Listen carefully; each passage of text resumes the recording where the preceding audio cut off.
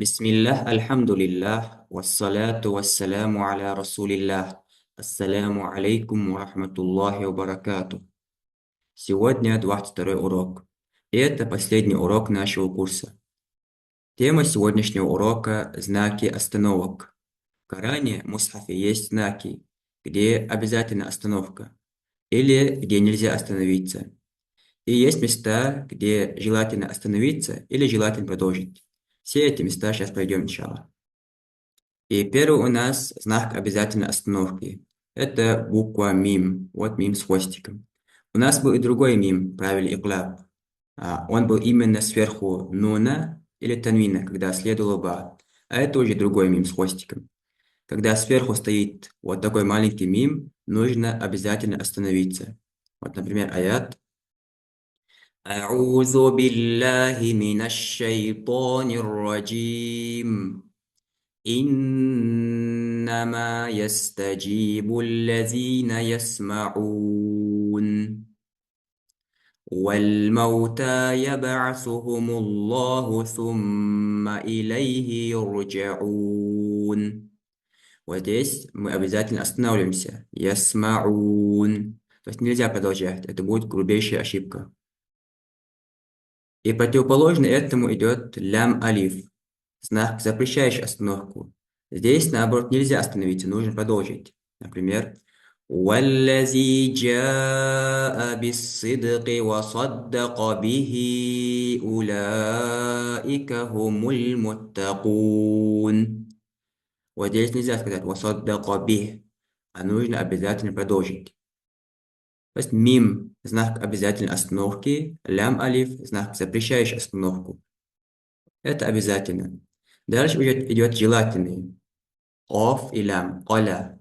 Можно продолжить, но лучше остановиться. Например, وَإِنَّ مِنْهَا لَمَا يَهْبِطُ مِنْ خَشْيَةِ اللَّهِ وَمَا اللَّهُ بِغَافِلٍ عَمَّا تَعْمَلُونَ.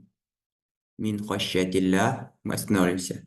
Но если мы продолжим, не будет ошибкой, но лучше остановиться. И противоположно этому идет соля, садлям. Можно остановиться, но лучше продолжить. То есть противоположно. أولئك على هدى من ربهم وأولئك هم المفلحون. То есть если мы остановимся, не будет ошибкой, но лучше продолжить.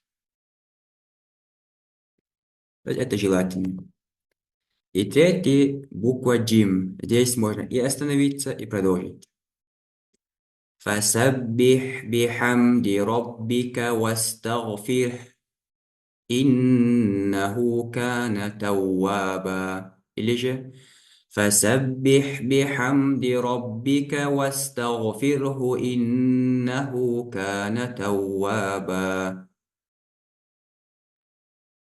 Потом идет вот такой знак, три точки. Знак, указывающий остановку только в одном из двух мест. Здесь можно сделать остановку, но только в одном месте. Например, ذَلِكَ الْكِتَابُ لَا رَيْبَ. Если мы остановились в первом случае, то нельзя остановку делать во втором. Нужно сразу же продолжить. فِيهِ هُدًى لِلْمُتَّقِينَ. Или же можно остановиться сразу во втором месте. ذَلِكَ الْكِتَابُ لَا رَيْبَ فِيهِ هُدًى لِلْمُتَّقِينَ. То есть можно остановиться только в одном из мест. Если остановился во первом, то нельзя остановиться сразу во втором. Следующее правило – сакта. Это маленькая син сверху. Сакта – это знак, указывающий на прерывание чтения без дыхания, с намерением продолжить. То есть мы делаем короткую паузу и продолжаем на том же дыхании, то есть не набираем новый воздух. Например, أعوذ بالله من الشيطان الرجيم كلا بل ران على قلوبهم ما كانوا يكسبون. То есть كلا بل рана. То есть в других остановках мы останавливались, набирали новый воздух и продолжали. А здесь уже продолжаем на том же дыхании. Или следующее место. وقيل من راق وقيل من راق. Продолжаем на том же дыхании. Сакта встречается в 4 местах в Коране. И завершаем последний урок. Это был облегченный курс по изучению правил таджвида. Я постарался максимально облегчить данный курс, чтобы новичок смог легко пройти его.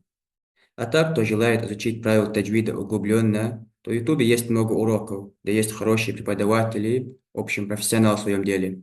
Пусть Аллах воздаст им благом.